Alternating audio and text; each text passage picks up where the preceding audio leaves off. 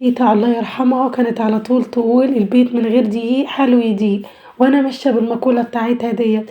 يلا بينا كلنا ندعيلها بالرحمة في الكومنتات ونصلي على الرسول عليه أفضل الصلاة والسلام. نعمل لايك للفيديو، ويا رب اللي تعمل لايك وشير للفيديو تكون زايرة النبي عليه الصلاة والسلام في أقرب وقت. يلا بينا على الطريقة احنا هنعملها تنفع الفطار، للفطار وللغدا وللعشاء والجوع آخر الليل، ومش هتقول معاكي لحم، وتنفع كمان لللانش بوكس والولاد هتفرح بيها جدا. اول حاجه معايا انا هحتاج 3 كوبايات من الدقيق وعليهم معلقتين من السكر، ربع معلقه من الملح، معلقه كبيره بيكنج باودر، ومعلقه كبيره من الخميره الفوريه، واقلب كل ده وانزل عليهم بكوبايه من الميه الدافيه واقلب كده.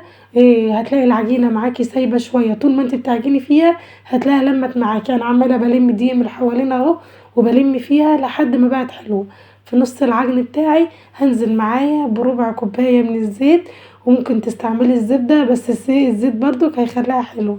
اول ما تحطي الزيت هتحسي ان هي فترت معاكي شويه، طول ما انت بتعجني فيها هتلاقيها لمت معاكي وبقت حلوه قوي. والعجينه لازم تخدمي عليها في العجن، طول ما انت بتعجنيها كويس طول ما هي هتبقى معاكي هشه وجميله جدا. عجنتها اهوت معايا ونزلتها بقى على سطح المطبخ بتاعي، وقعدت عجنت فيها لحد ما اتلمت معايا. بصوا شكلها طري وجميله جدا، وتحس كده ان هي طريه وهشه. اخد بقى الطبق مطرح ما كنت حاطه الزيت، حطيت العجينه كده وعكيتها كده من فوق ومن تحت كده بالزيت، وسبتها بقى في اي حته دافيه كده وغطيتها لحد ما تخمر معايا. انا قعدتها بالظبط لمده ساعه، خمرت معايا اهو زي ما انتوا شايفين وبقت روعه وجميله. اديها بقى بوكس كده محترم، واخد بقى العجينه بتاعتي هقسمها لنصين. اول نص هاخده وابططه معايا اهو زي ما انتوا شايفين، السمك بتاعه لا يبقى تخين ولا يبقى رفيع، واجيب السكينه واقسمه كده على هيئه مثلثات من النص، 4 مثلثات او 5، وزي ما انت عايزه زي ما انا عملت اهو.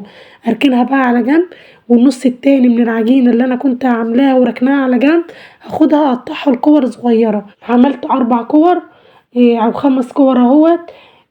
خدتها وبططت اول كوره معايا، وكان عندي كده حتتين من البانيه قطعتهم وشوحتهم كده بحبه بهارات وحبه من الجبنه الموتزاريلا.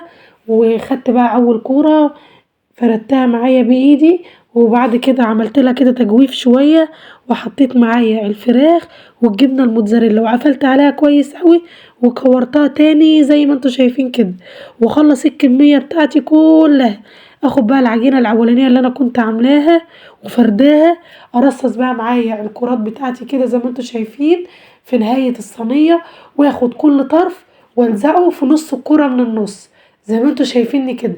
هاخد الطرف والزقه في نص الكره من النص، وانا بلزقه في نص الكره من النص اضغط عليه من النص كده من الكوم من النص بصبعي لحد ما يعمل معايا تجويف شويه.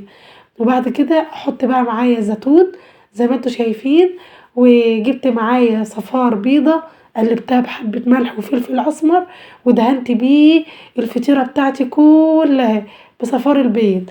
وكان عندي بقى كمان فاض معايا حبة من البانيه، خدتهم كده بقى قلت بقى ادلع نفسي بقى وادلع بقى العيال، وخدتها كده بقى ورشيتها، رشيت الفراخ بتاعي.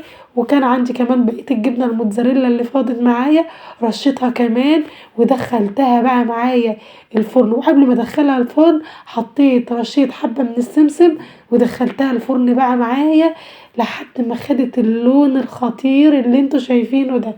استوت وبقت خطيرة ورهيبة بجد، وريحتها كانت قلب البيت، ريحتها خطيرة وطعمها جميل. والعجينة معايا شايفين هشة وطرية جدا وجميلة جدا. والعجينة ديت ينفع تعمليها الميني بيتزا، وينفع تعمليها للبيتزا، وينفع تعمليها سندوتشات محشية جبنة، ينفع تعمليها بكل حاجة. دي عجينة كل حاجة. شايفين فتحتها عاملة ازاي خطيرة، شايفين العجينة هشة رهيبة وجميلة، ومش عارفة اوصف لكم جمالها والله بجد. لو عجبكم الفيديو ما تنسوش لايك وشير واشتراك في القناة علشان يوصل لكم كل جديد، وربنا يحسن ما بين ايديكم.